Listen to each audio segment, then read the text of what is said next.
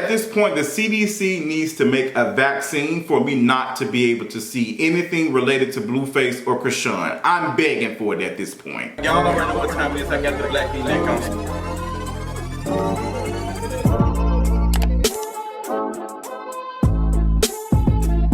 What's going on, y'all? Welcome to the Kingeries video. When I tell you, child, I just did a whole video about Blueface and Chrisean on Patreon because this recent thing, I want a vaccine injected into my arms and my blood because I wish I did not have to see them on social media. I don't even see their stuff. I don't follow them.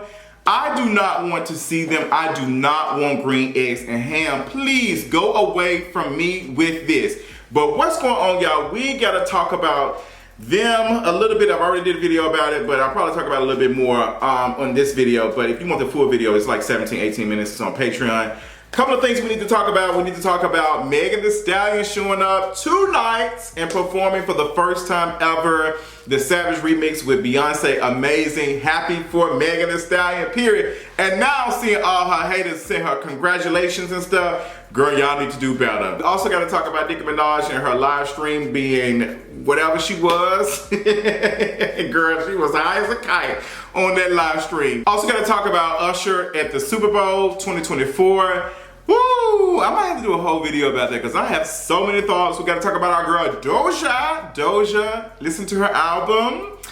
I have thoughts. I like it. Y'all know I'm not a music girl, but you know, well, sorta, kinda. We gotta talk about the writer's strike, Tory Lanez not doing well in prison, sending voicemails, so many thoughts. But before we get into any of that, let's go ahead and get into this mental health check-in. So what's going on? I am doing better this week than last week. I appreciate all of the love once again from everybody who's been reaching out and all of the things. I still haven't responded to a lot of the messages and stuff. There's just so many, but I appreciate y'all. It has been a journey. And I think this has, like I've said in one of my videos, that this has like changed me forever.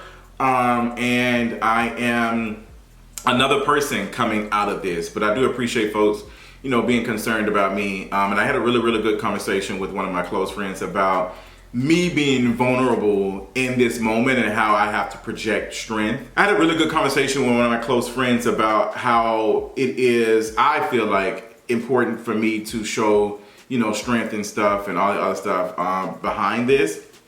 But, you know, like, I don't care what people think about me, but then I do care because my feelings are very hurt behind this. And I am, you know, disappointed and disgusted at the things that were being said about me. But I can't be as vulnerable as I want to because I don't want to show a sign of weakness to the people who made these claims and are supporting that type of stuff. So yeah, it did bother me. It did bother me and it did get to me. And like I said, I won't be the same person anymore. I think I've been in what's the name of reflection over this. I'm doing better, but I will say this is going to take some time for me to recover from this. And I appreciate everybody understanding that. But you know, I'm just taking a day at a time. But I do have to let folks know that stuff like this is one of the reasons why people do not come forward about their status publicly because of the hatred and all the other stuff. So it is truly disgusting, but it is what it is. And like I said, I do appreciate folks like thinking of me and understanding that that is not me. That's never been me. I hope that one day we really do move towards ending HIV stigma. I really hope that we get to that point. And what's interesting is last night I saw a tweet. You know, there's been a conversation about boy math and girl math all on social media. And recently someone posted and said boy math is men not going to get tested because their girl doesn't show signs of symptoms and she's not burning and she's not whatever. So they think that that's their STD test.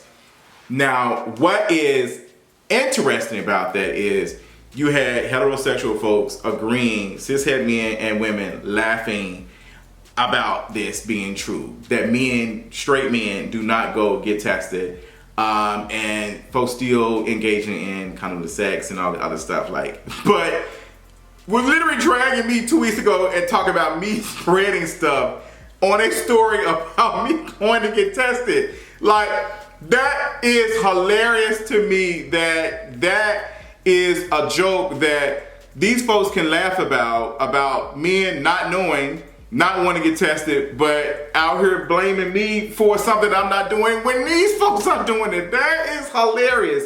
But it just shows you how strong HIV stigma and STI stigma are on minorities, like queer people, like black gay people, specifically like black gay men. And black women, unfortunately, are some of the highest number of new HIV diagnoses and cases.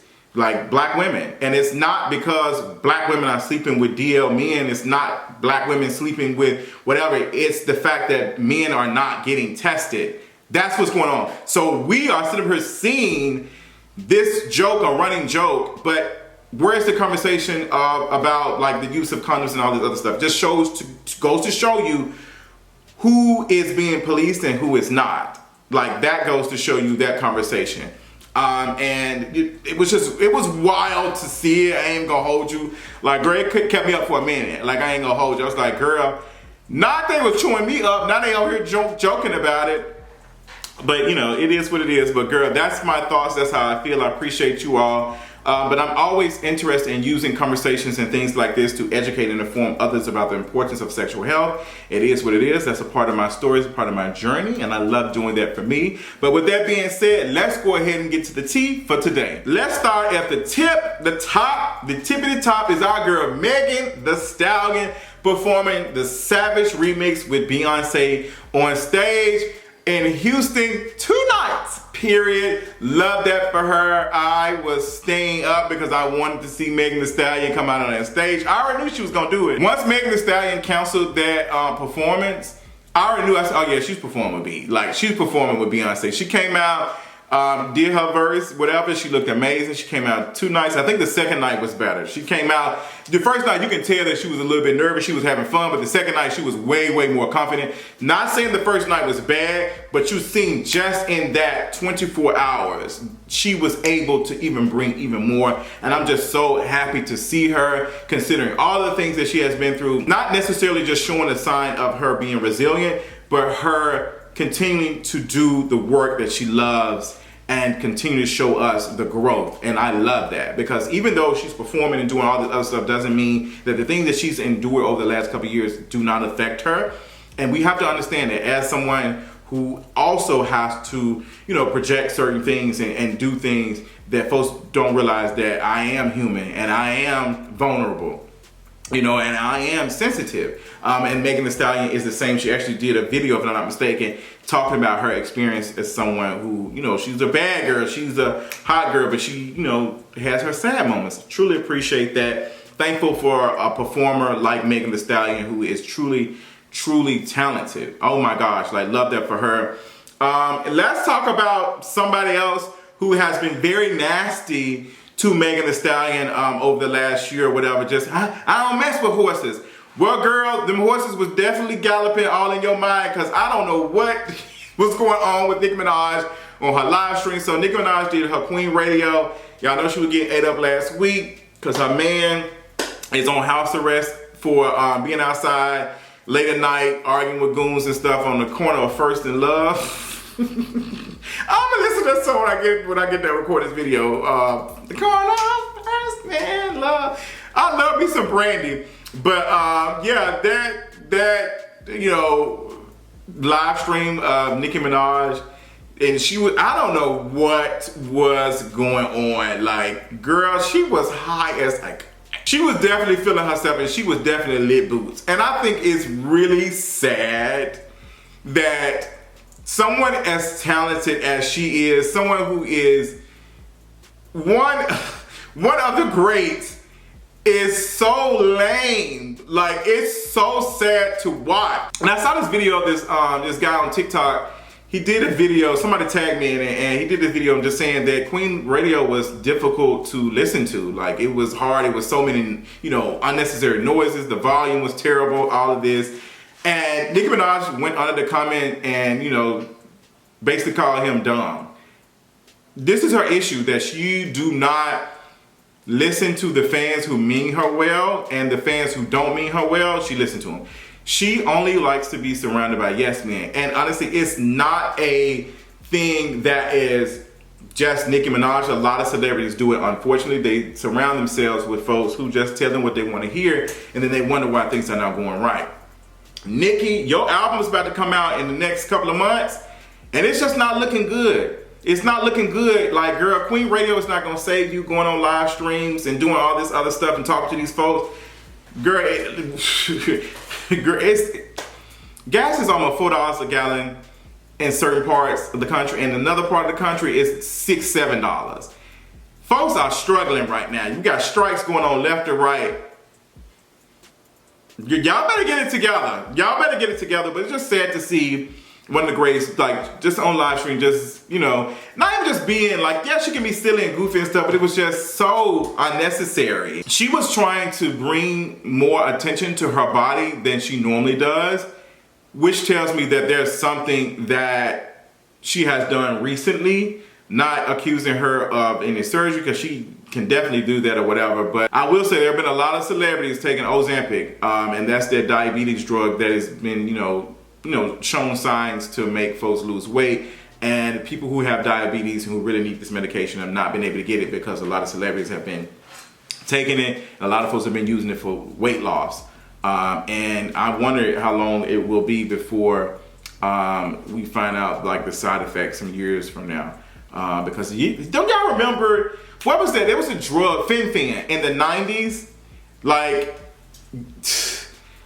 that stuff all this stuff comes with a price. Like, it comes with a price, and we end up finding out later. I remember I had an aunt who won a real big settlement from taking the Fen, and I had a friend who mother as well won a big settlement from it too, because like that stuff was like destroying a lot of people back in the day. Come on, anti-fatness. See how it's been destroying us? The pressure to be thin, not to be healthy, quote unquote, but to be thin. But yeah, Nicki Minaj, girl, like I just hate that that's going on with her. Like I don't even know what to say anymore. But I don't know if y'all saw K Michelle's interview with what was it, with Tank. I have to watch the whole interview. Like, I'm just putting this in here like it's just, I ain't seen the whole interview, but she talked about, K Michelle be sharing some real tea. Her story has been very consistent. She talked about how the song Anybody Wanna Buy a Heart was supposed to be for her, and how Nicki Minaj took it. And I had no idea like that was in the promo for her album. Like, that album is one of K Michelle's like best albums. Like, K Michelle puts out some good music. Like, baby, K Michelle, my girl K Michelle.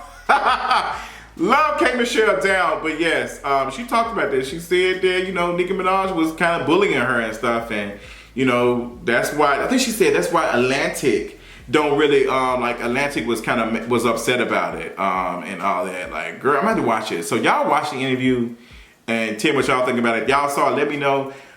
Tank voice sounded amazing. I know I did see one clip where Tank was, you know, making a song like on the fly. I love when artists who have a personality and have the couth do podcasts and stuff like this, because it's fun. It's very, very fun. So yeah, moving on, let's talk about Usher at the Super Bowl. Usher will be hosting the Super Bowl for 2024. We knew that this was coming. Like, Usher is one of the greatest performers of our time. Like, this is somebody who was on the stage dancing with another great artist of the time, Michael Jackson. Like, Beyonce, Usher, they're both peers. Like, they both are the same. Like, the greats, like performance and stuff, like Usher, period. And seeing people responding saying that Usher didn't have enough pop hits to perform. Girl, please. Usher has a lot of hits. And the girls were saying, oh, Usher better not perform, oh my God. I actually like oh my God. I might actually add that to my workout playlist. Oh my God. I like the song. Definitely thought it was fun. I like the beat. But Usher will be doing the Super Bowl for 2024. I have some thoughts, y'all. Oh God. I'm happy for Usher. Definitely think this is a moment for Usher. I just hate how black artists are being used to help rebrand the NFL. Because a couple years ago, the NFL was doing everything in their power to stop black football players from kneeling during the national anthem. It was a lot of conversation around police brutality. Colin Kaepernick has not still been able to play on any team or anything. They completely blackball him from playing for any team. The kneeling exposed a lot of racism in the NFL with the owners, with the coaches, all of that. And it was looking bad for the NFL. It was looking bad. So they did a partnership with Jay-Z, and a lot of folks are saying that the reason why the NFL did a partnership with Jay-Z is to silence that, and it has been working. It has been working. There's a couple of articles that were written about it that I was reading, and it was one really, really good article. I'm going to have to find it real quick. This was written by P.R. Lockhart. The controversy surrounding Jay-Z's partnership with the NFL Explained was on Vox Media. This article was so good that I donated them some money. Like, this was a well-written article discussing the NFL and how they used Jay-Z to silence all of the conversations. Jay-Z even, doing a meeting and having a conversation about like, oh, we need to move on. Like we did the protest, we brought awareness, like what's next?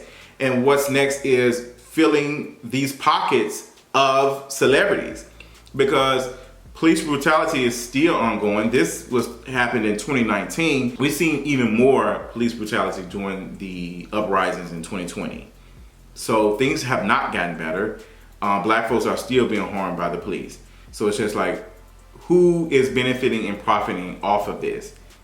Somebody like a Jay-Z. And it's unfortunate because it used to be to a little bit that folks was like, oh, I'm not watching the Super Bowl, I'm not watching this. But, a lot of us are. And it's just, I was literally thinking that when it was announced that Usher was going to be doing the Super Bowl for 2024. There was a tweet that was saying that the Super Bowls have been black as hell over the last couple of years, and that's by design. And the purpose has been to rebrand the conversations around the racism around the NFL. And it's bad. It's bad. So it's just something to think about in our moments of, touching grass, but realizing that the grass is literally killing us. But yeah, let's move on. Let's talk about some other stuff. Blueface and Chrisean. I did a whole video about it on Patreon. For reasons for what Blueface posts, I can't talk about it that much on here, but I did do a full analysis on it, and it was talking about how Blueface and Chrisean being toxic is profitable for them. Like, the more toxic they are, the more they showcase any of this, the more money they make, and they have to. And there's no repercussions behind it, and it's completely dangerous. And I blame Zeus Network, and I blame Zeus Network for it, to be honest. Zeus Network, you will pay for your crimes. It's disgusting. Blueface is not well. Something is not right. Something is not right. So I'm just tired. I'm honestly tired of seeing both of them, and I have tried everything in my power to keep from seeing them on the timeline, and it just keeps coming up. So yeah, but check out my video about it on Patreon. I also did a video about that teacher who did that TikTok video about students not reading on their grade level. Really good video. I'm thinking about doing a panel discussion, probably in the middle, with some educators about it, because I have so many thoughts, and I think there is a larger conversation that needs to be had about teachers. And I had a really good conversation with my friend Harold, and we talked about how a lot of the teachers that we're seeing now are not the same teachers that were committed to being a teacher, like wanting to teach kids and were choosing kids each and every day. You have folks now, because of funding and because of the economy, folks who are in positions of educating folks and do not want to be there, and that's by design. It's bad. So check out that video and tell me if you're interested in a panel discussion about that, if you have seen it. The writer's strike, well, sort of, kind of, might be coming to an end. The WGA, they have reached a deal. It has not been announced yet, the details, but all of the writers that I know and follow are saying it looks promising. Cannot wait to see the details. I will be talking about it when it comes out. And woo, we're gonna see, because I need some good content. I need some good content. There's so many shows that I'm enjoying and watching. And I want to see them, like the Foundation. Foundation is one of those shows on Apple TV. Apple does a really good job of their shows. Apple TV is where it's at. Another show that I was watching was The Changeling. That's on Apple TV. Oh my God. Like, it's a lot. I'm trying to get into it. I feel like, she's doing something. Also been watching Invasion. Those are the shows I've been watching on Apple TV. Netflix, I did watch the Painkillers series. That was really good. It was really, really good. I enjoyed that. There's been some other stuff, but Netflix ain't been really bringing it hard like Apple TV has. Apple TV has been getting my money, period. There is something, I think it's on Hulu, about aliens coming. It's like a horror movie, but it's aliens coming. I can't think. You're Not Safe or something. I gotta look at it, but I'm gonna definitely let y'all know about that. When I watch, I'm gonna watch it probably this weekend or this week. But yes, I'm glad the writers are getting what they deserve. I hope that other folks who are on strike, solidarity to folks who are on strike right now, all the union workers, all the folks who are working these jobs and deserve more pay, like deserve the things that they are asking for. These companies have admitted that if they had to pay all these folks a decent wage, that they will not be able to be profitable. And that's the point. That's the point, that they exploit labor. It's bad out here.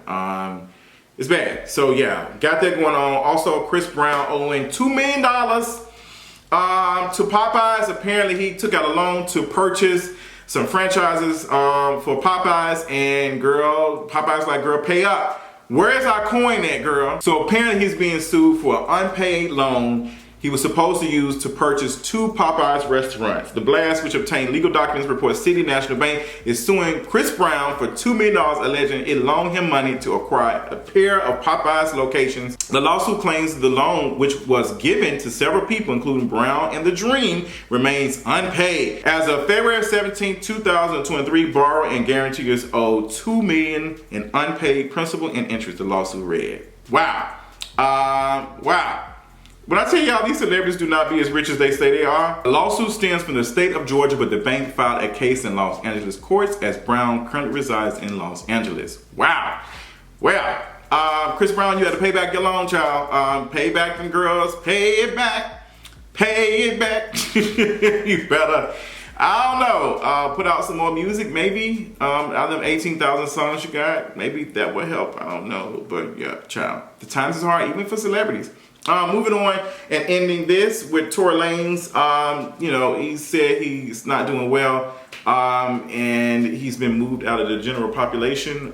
He will not be in general population prison or whatever that is, because they would literally end him. And our girl Megan, the reporter, even said that somebody like Tory Lanez would not last in that part of the jail, because the folks who are in there have done some real stuff, and for him to be in there for doing something like that to a woman, he won't last. So he has to be separated. So that's the only reason why he is able to send a voicemail sounding like he uplifted, because if they were to put him with the general population, it would be cut. But we know his wig is done, it's fried, it's chewed, and all of these things. All you have to do is not be a jerk, and you leaned into the heavy. So I feel nothing for you, so stop. The only thing I feel for is the tax dollars that are using to support you. That's the only thing. But that's all I got, y'all. Y'all tell me what y'all thought about all of my topics today. I hope y'all enjoying y'all Tuesday. And until next time, talk y'all later. Everybody on mute.